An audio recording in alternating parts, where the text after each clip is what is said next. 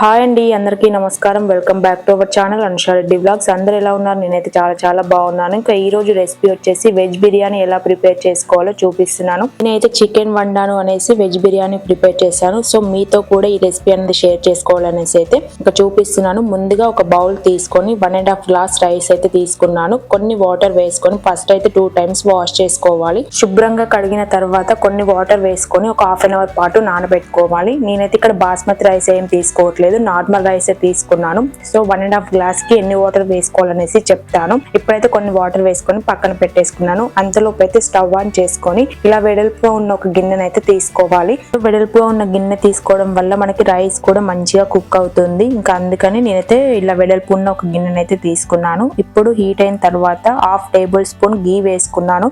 1 table spoon oil కూడా వేసుకున్నాను. కొంచెం ఆయిల్ ఎక్కువ పడుతుంది, ఎందుకంటే అన్ని వెజిటేబుల్స్ వేస్తాం కాబట్టి బాగా ఫ్రై చేసుకోవాలి. అందుకని కొంచెం ఆయిల్ ఎక్కువ వేసుకున్నాను. ఇప్పుడు ఆయిల్ బాగా హీట్ అయిన తర్వాత జీలకర్ర, సాజీరా, ఇంకా బిర్యానీ మసాలాస్ అన్ని కూడా వేసుకున్నాను. ఇంకా స్టార్, బిర్యానీ ఆకు, దాల్చిన చెక్క, యాలకులు, మీ దగ్గర ఏవైతే హోల్ గరం మసాలా ఉంటాయో అవన్నీ కూడా వేసేసుకోండి. లవంగాలు, పట్ట, బిర్యానీ పువ్వు ఇవి వేసుకోవడం వల్ల చాలా టేస్టీగా ఉంటుంది. బిర్యానీ పువ్వు వేసుకోవడం వల్ల ఇంక ఇప్పుడైతే బాగా ఫ్రై చేసుకోవాలి. ఫస్ట్ ఒక 2 minutes మాత్రం బాగా ఫ్రై అయిన తర్వాత ఇందులోకి పచ్చిమిర్చి, కరివేపాకు, కట్ చేసి పెట్టుకున్న ఆనియన్స్ కూడా వేసుకోవాలి. ఆనియన్స్ అయితే కొంచెం ఎక్కువగా వేసుకోవాలి.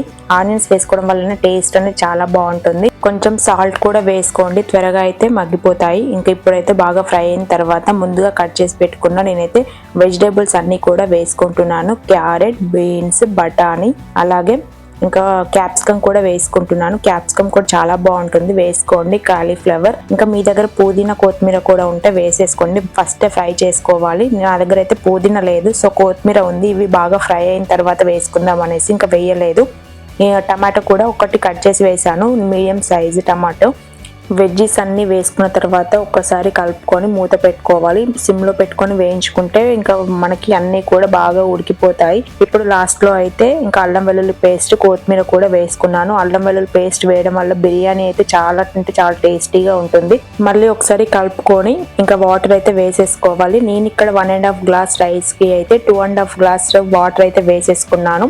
ఎక్కువ అయితే రైస్ నానబెట్టుకోలేదు, అందుకని కొంచెం ఎక్కువ వాటర్ వేసుకున్నాను. నార్మల్గా అయితే గ్లాస్ రైస్కి 1.5 గ్లాస్ వాటర్ వేసుకుంటే సరిపోతుంది, అంటే హాఫ్ అన్ అవర్ నానబెట్టుకున్న బియ్యానికి. ఇక్కడ నేను మాత్రం 2.5 గ్లాస్ వాటర్ అయితే వేసేసుకున్నాను. ఒక 2 minutes మాత్రం బాగా మరిగించుకోవాలి. వాటర్ అనేది బాగా బాయిల్ అవుతేనే మనకి వెజ్ లో ఉన్న అన్ని టేస్ట్లన్నీ కూడా కలిసి బాగా ఉంటుంది బిర్యానీ. ఇంకా వాటర్ అయితే బాయిల్ అయిన తర్వాత ముందుగా నానబెట్టుకున్న రైస్ కూడా వేసేసుకున్నాను. ఒక్కటేసారి కలుపుకోవాలి, లేదు అంటే రైస్ కూడా విరిగిపోతుంది. అందుకని ఇంకా నేనైతే ఒక్కటేసారి అలా కలుపుకొని మూత పెట్టేశాను. ఒక 10 minutes మాత్రం బాగా ఉడికించుకోవాలి. రైస్ కూడా త్వరగా అయితే ఉడికిపోతుంది.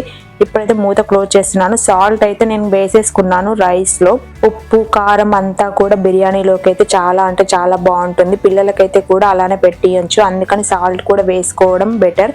ఇంక ఇప్పుడైతే రైస్ అయితే బాగా ఉడికిపోయింది. 10 minutes తర్వాత మూత తీసి చూస్తే కూడా కొంచెం వాటరీగా అనిపించింది. ఇంకా సిమ్ లో పెట్టేశాను. ఒక 5 minutes మాత్రం బాగా ఉడికించుకుంటే సరిపోతుంది. ఇంకా అంతే అండి. పైననైతే కొత్తిమీర వేసేసుకున్నాను. చాలా అంటే చాలా బాగుంటుంది. రెస్టారెంట్ స్టైల్లో చేసినట్టు విధంగా అయితే ఉంటుంది. ఇంకా మీరు కూడా ఒకసారి అయితే తప్పకుండా ట్రై చేయండి. నేనైతే ఈ రోజు సండే కాబట్టి ఇంకా సండే స్పెషల్ గా వెజ్ బిర్యానీ చేశాను. ఇంకా చాలా అంటే చాలా ఎమ్మీగా ఉంది. ఇంకా మా హస్బెండ్ కూడా బాగా నచ్చింది అన్నారు. సో ఈ వీడియో కూడా ఎండ్ చేసేస్తున్నాను. ఈ వీడియో మీకు నచ్చితే లైక్, షేర్ అండ్ సబ్స్క్రైబ్.